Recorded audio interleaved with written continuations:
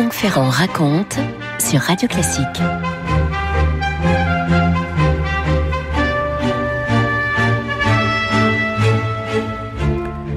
Catane se trouve sur la côte est de la Sicile. C'est devenu une assez grande ville. C'était une cité portuaire antique, là au pied de l'Etna, qui a été reconstruite à plusieurs reprises à cause de tremblements de terre et d'éruptions volcaniques à répétition. Catane, c'est un peu la ville populaire et démocratique en Sicile, à opposer à la Palerme très aristocratique. Eh bien, au moment où je vous parle, c'est-à-dire au tout début du 19e siècle, Catane compte quelques 45 000 habitants. C'est là que va naître, le 3 novembre 1801, le petit Vincenzo Bellini. Alors, assez vite, Vincenzo va aller vivre chez son grand-père, Vincenzo Tobia Bellini, et c'est une chance. Pourquoi une chance ? Parce que ce grand-père est musicien, qu'il va jouer un rôle fondamental dans la formation de son petit-fils et dans l'éclosion de son talent. C'est lui qui va lui prodiguer les premiers rudiments de culture musicale. Vincenzo commence le piano dès l'âge de 3 ans. On le voit composer des ariettes à 6 ans.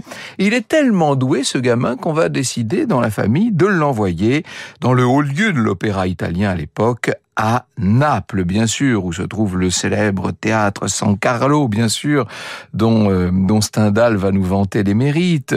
Il va se rendre à Naples, donc, pour poursuivre des études au conservatoire San Sebastiano, qui se trouve dans le quartier du Gesù. Les 8 années qui s'ouvraient, nous disent Jean et Jean-Philippe Thiellet dans le Bellini qu'ils ont fait paraître aux éditions Actes Sud, ces 8 années allaient être décisives pour sa formation musicale, sa vie, son œuvre, son caractère aussi. Bellini ne devait retourner qu'à 2 reprises dans son île natale, de manière triomphale, mais jamais pour y créer un opéra. On ignore au fond s'il ressentait un quelconque attachement pour sa terre. Il n'y a pas grand-chose de très sicilien chez ce jeune Bellini qui, lorsqu'il arrive à Naples, ouvre des yeux grands comme des soucoupes. Il est vraiment émerveillé par la seule capitale de l'Italie. Là encore, c'est Stendhal qui nous dit ça. Toutes les autres villes, disait Stendhal, ne sont que des lions renforcés. Des lions, en parlant de la ville de Lyon, bien sûr.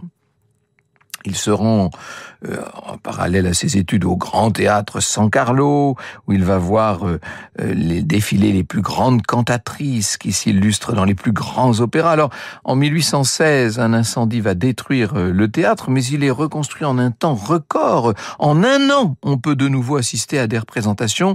Et quand je dis « on », ce sont quelques 3000 spectateurs qui chaque soir se ruent au théâtre San Carlo, où la Rossini Mania bat son plein. C'est le signe de Pesaro, comme on l'appelle évidemment, qui règne à l'époque sur l'opéra, avec tous les grands chanteurs du moment. Je pense à Isabelle Colbrand notamment, et qui vont tous marquer Vincenzo à vie. Lui, par ailleurs, étudie tout ce qu'il peut trouver de classique. Il se plonge littéralement dans les œuvres de Haydn, de Mozart, de Cimarosa ou de Paisiello. Franck Ferrand sur Radio Classique. Au conservatoire, nous dit Jérémy Bigori, ses maîtres ont pour nom Giovanni Furno, Giacomo Trito et surtout Niccolo Antenno Zingarelli, qui est le compositeur favori de Napoléon, ce qu'on a parfois tendance à oublier. Et ce Zingarelli va donner des conseils à son élève, et les conseils en question ne seront pas sans effet. Si vos compositions chantent, lui dit-il, vous pouvez être certain que votre musique plaira. Si, à l'inverse, vous amassez les harmonies, le contrepoint double, les fugues, les canons, les notes et contre-notes, le monde musical vous applaudira, sans doute, dans un demi-siècle. Mais le public vous désapprouvera. Il veut des mélodies et encore des mélodies. Vous voyez d'où vient cette extraordinaire, cette disposition de Vincenzo Bellini pour cette mélodie que l'on n'oublie plus et qu'on a tendance ensuite à se chanter dans la tête. L'enseignement dispensé à San Sebastiano est extrêmement complet, théorie musicale, chant, pratique de l'instrument, etc., avec un emploi du temps très strict. On se lève à 5h moins le quart du matin pour entendre la messe, on étudie de 6h à 11h30, puis de nouveau l'après-midi de 2h à 18h, enfin à 6h du soir comme on disait à l'époque, et on se couche à 10h du soir pour être de nouveau sur pied avant 5h. Bellini semble étranger aux événements politiques de son temps. Il ne pense, lui, qu'à la musique. Il remplit des carnets des exercices musicaux, toujours sous les conseils de Zingarelli, bien sûr. Il connaît à cette époque sa première rencontre amoureuse avec une jeune élève qui s'appelle Maddalena Fumaroli, à qui il va donner des cours. Elle va mourir prématurément. Il a aussi une grande amitié pour un condisciple qui s'appelle Francesco Florimo, auquel il sera fidèle par-delà la mort. C'est une très grande amitié, disons-le, qui peut peut-être prêter à équivoque. Jean-Philippe Thiellet nous dit « Bellini était plus doué pour l'amitié masculine que pour l'amour, et peut-être simplement pour les relations avec les femmes. On a glosé sur les ambiguïtés qui ont pu exister entre Florimo, ultra-misogyne, et Bellini. Celui-ci, lorsqu'il raconte ses aventures amoureuses, semble soupçonner la jalousie de son compère. Le caractère inabouti de ses relations féminines entretient le doute guère plus. » Bref, de 1819 à 1825, le compositeur écrit dans toutes sortes de genres instrumentaux. Alors, il n'y a pas beaucoup de pages qui sont passées à la postérité. Il y a un concerto pour hautbois et orchestre, des œuvres de musique sacrée, quelques mélodies, et puis première commande pour le prestigieux San Carlo, le grand théâtre napolitain. Elle est passée après la présentation d'un premier opéra à Alelson et Salvini pour l'obtention du prix en 1825. Déjà, on peut dire de Bellini qu'il a son propre style qui est reconnaissable, qui va d'ailleurs susciter l'admiration de Frédéric Chopin. Voilà ce que dit Olivier Bellamy à l'entrée Bellini de son dictionnaire amoureux de Chopin. Je cite Olivier.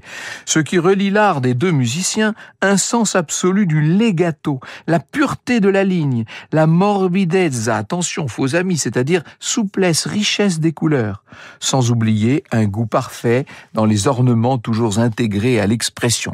Le succès du mélodrame Bianca et Fernando, ça, on est là en 1826, va marquer le début d'une nouvelle période où les commandes qui émanent des maisons du nord de l'Italie vont se succéder. Il faut vous dire que là, il y a quand même une aide précieuse qui est venue au secours de la carrière de Bellini, c'est celle de Barbara, ce grand impresario, Barbaja, si vous voulez.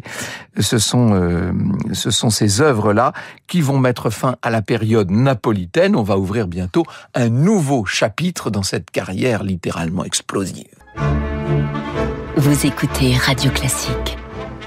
J'ai déjà eu l'occasion de vous parler de ce grand impresario, Barbaja, très influent à Milan autant qu'à Vienne, qui va obtenir une rencontre entre son nouveau protégé, le petit Vincenzo Bellini, et les directeurs artistiques de la Scala. Le 12 avril 27, donc je vous ai dit que Bellini était né en 1801, donc il a 26 ans. Le Sicilien arrive à Milan, accueilli par le compositeur Mercadante, qui s'est occupé de le loger tout près du théâtre. Milan, c'est la capitale intellectuelle de l'Italie depuis que Florence s'est effacée, si je puis dire. La ville est maintenant sous la botte autrichienne, on est en 27, mais comme l'assure Stendhal, les grands seigneurs autrichiens aiment la musique et s'y connaissent. Quant au théâtre, est-ce que j'ai besoin de vous donner son nom, bien sûr, la Scala, eh bien on peut dire qu'il est devenu synonyme de consécration pour tout compositeur, aussi pour tout chanteur ou chanteuse qui se produit là. Au début de Rome, Naples et Florence, Stendhal, on est obligé de citer Stendhal quand on parle de cette Italie du début du 19e. Forcément, Stendhal ne cache pas son enthousiasme, je le cite. « J'appelle la Scala le premier théâtre du monde, parce que c'est celui qui fait avoir le plus de plaisir par la musique. Il n'y a pas une lampe dans la salle, elle n'est éclairée que par la lumière réfléchie par les décorations. Impossible même d'imaginer rien de plus grand, de plus magnifique, de plus imposant, de plus neuf que tout ce qui est architecture. Me voilà condamné à un dégoût éternel pour nos théâtres, dit-il à propos des théâtres français de la même époque. Bellini signe en mai 1827 un premier contrat donc avec la Scala pour Le Pirate, dont la création a lieu en octobre 27, c'est son premier triomphe, et c'est avec cet opéra que commence la collaboration avec le librettiste Felice Romani. On va voir créer à Parme en mai 1829 Zaïra, puis L'Étrangère qui est créée à la Scala en février 29, Les Capulet, les Montaigu à Venise en 1830. Tout ça fait que maintenant, ça y est, Bellini est connu, qu'est-ce que je dis? Il est devenu célèbre. Milan, Venise, Londres, Paris vont lui faire des contrats en or et lui passer des commandes qu'il ne manque pas d'honorer par des créations chaque fois très applaudies. Bellini a la postérité, une fois la notoriété acquise, de faire... il a la postérité, il a la possibilité de faire monter les prix jusqu'à devenir le compositeur le mieux payé de tout le début du 19e siècle. On n'imagine pas à quel point son succès a été rapide, brillant. Les plus grandes sopranos italiennes sont au rendez-vous. Je pense à la Pasta, la Grisi, bien entendu, les grands ténors comme Rubini ou Tamburini, le baryton. Bref, on peut dire que l'amour est aussi au rendez-vous dans cette belle période avec Giuditta Turina, qui sera finalement la seule passion qu'on lui connaisse. La production de Bellini se distingue nettement de celle de ses contemporains. Il met du temps à élaborer ses livrets, c'est pas du tout Rossini. Le librettiste Romani a souvent du retard dans la rédaction, c'est vrai, et c'est pourquoi Bellini compose moins d'ouvrages que Rossini ou Donizetti par exemple. Seulement, si l'on peut dire, un opéra par an en moyenne, à l'exception de l'année 31 où il va en produire 2. Bellini, malgré ses retards, reste néanmoins fidèle à ce librettiste qui lui paraît être en quelque sorte son complément, son alter ego. Ces 2 opéras de l'année 31 sont les plus connus. C'est La Somnambule en mars et puis, est-ce que j'ai besoin de vous donner le titre de l'opéra de décembre 1831 créé par Giuditta Pasta, la cantatrice favorite de notre compositeur? C'est Norma, bien sûr. C'était le 26 décembre 1831, la création de Norma qui est restée dans les annales. Le public s'est installé dans toutes les loges. Vous savez qu'on louait les loges à l'année à l'époque. On s'assoit dans ces fauteuils de velours rouge, chuchotement, froissement de soie, des robes du soir, un peu de conversation mondaine, ça ne fait pas de mal à l'opéra. Et puis voilà que le rideau s'ouvre et que les notes de Norma littéralement stupéfient le public. À la fin, quand tombe le rideau, c'est le chahut. C'est le chahut, vous allez dire, mais les gens sont enthousiastes. Non, pas du tout. Pas du tout. L'assistance rejette le chef-d'œuvre de Bellini. C'est un peu ce qui va se passer plus tard avec Carmen ou avec la Traviata. Non. Bellini vient de connaître son premier grand échec. Franck Ferrand sur Radio Classique. Fiasco, solenne fiasco, écrit Bellini à son grand ami Florimo juste après la première. Peux-tu le croire, dit-il. Il a le cœur brisé, notre Bellini. C'est vraiment comme si le public était venu là pour me juger, et ce, avec quelques précipitations à mon avis. Ils étaient déterminés à donner à ma pauvre Norma la même fin qu'à la druidesse. Et un peu plus loin dans cette lettre où il s'épanche auprès de son ami, j'espère pouvoir faire appel du jugement porté contre mon opéra et si le public le juge différemment, j'aurai gagné mon affaire et pourrai proclamer Norma le meilleur de mes opéras. Mais si cela n'arrive pas, je n'aurai plus qu'à m'abandonner à mon chagrin et à me consoler tant bien que mal en me disant que les Romains ont aussi sifflé l'Olympiade du divin Pergolèse. Et oui, je vous dis, c'est presque une règle générale que les très grands chefs-d'œuvre de la musique aient été d'abord sifflés. La vindicte d'une partie des spectateurs est très certainement, disons-le, le fruit d'une cabale qui avait été organisée par un certain nombre de concurrents jaloux d'une réussite un peu trop rapide de ce Vincenzo Bellini. Peut-être une guerre aussi entre la Scala et l'autre grand théâtre milanais, le Teatro Carcano, où en mars de cette même année, Bellini avait justement créé sa Somnambule. Une partie du public aussi a certainement été déroutée par la gravité d'une musique qui se trouve un petit peu à la jonction du néoclassicisme et d'un romantisme qu'on ne connaissait pas encore parce qu'il était naissant. Et tout ça, bel cantiste néanmoins, on est chez Bellini. Le compositeur a pu se consoler en lisant le jugement de Gaetano Donizetti qui était dans la salle et qui dit « La Norma donnée hier soir n'a pas été comprise par les Milanais. Pour moi, je serais très content de l'avoir composée et je mettrais volontiers mon nom sur cette musique. » Voilà ce qui s'appelle un hommage tout de même. Quelques années plus tard, en 1937, un jeune chef d'orchestre de 24 ans va diriger Norma à Riga et s'adresser au public avec ces mots « Norma, parmi toutes les œuvres de Bellini, est celle qui a la veine mélodique la plus abondante, jointe à la plus profonde réalité, à la passion intérieure. Vous savez qui c'est, ce jeune chef? C'est Richard Wagner, figurez-vous. Norma est donc conspuée le soir du 26 décembre 31, mais dès la 4e représentation, on va voir la tendance s'inverser. Bellini est rappelé sur scène à plusieurs reprises et ça y est, maintenant l'opéra va rester à l'affiche pour une 30aine de représentations. Franck Ferrand sur Radio Classique. Le dernier triomphe italien de Bellini, puisque son opéra suivant, Béatrice de Tende, va connaître un échec retentissant à la Fenice en mars 33. Il y aura que 3 représentations. Et pour Bellini, c'est l'heure de quitter l'Italie avec ses amis Pasta. Pour un compositeur, gagner Paris à l'époque, c'est un petit peu comme aujourd'hui pour un acteur aller à Hollywood, si vous voulez. Le français de Bellini n'est pas très bon, mais il va quand même, grâce à son charme, réussir à sympathiser avec Hugo, Musset, Sand, Dumas père, Haine et Michelet. Bellini n'eut aucun mal à séduire, nous dit Jean-Philippe Thiellet. À peine trentenaire, étranger exilé, il avait le charme de l'exotisme. Grand, très blond, d'admirables yeux bleus qui ne manquaient pas de surprendre ceux qui ne connaissaient pas la Sicile. Très soigné de sa personne, il était un dandy, tout à fait à la mode. Il va recevoir en janvier 34 une commande du théâtre italien, ce qu'on appelle la salle Favart aujourd'hui, vous savez. Ce sera Les Puritains, bien sûr, composé pour Giulia Grisi, avec des airs renversants de beauté mélodique, création en janvier 35. C'est un triomphe. Oh, Les Puritains, la seule musique à mettre aux côtés de celle de Rossini, écrit Balzac, qui est littéralement enthousiaste. Il écrit ça à Madame Hanska, Balzac.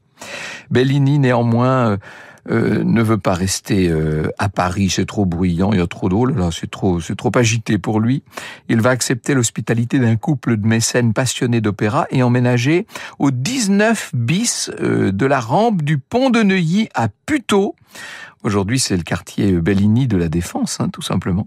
C'est là que Bellini va contracter le mal qui finira par l'emporter, cette dysenterie galopante. Le voilà qui, à 33 ans, vient, si j'ose dire, à quitter la scène. Évidemment, sa mort va plonger le milieu artistique dans la stupeur, au point que certains aient pensé à un empoisonnement. Le professeur Pierre Brunel, qui a publié chez Fayard un Bellini, a bien résumé le legs immense de ce jeune compositeur. Il est sans nul doute une finalité de son art. Ce n'est pas seulement de nous plaire ou de nous toucher, mais de nous donner accès, par la grâce de ces moments exceptionnels où tout semble suspendu, à un au-delà du temps. Vous écoutez Radio Classique.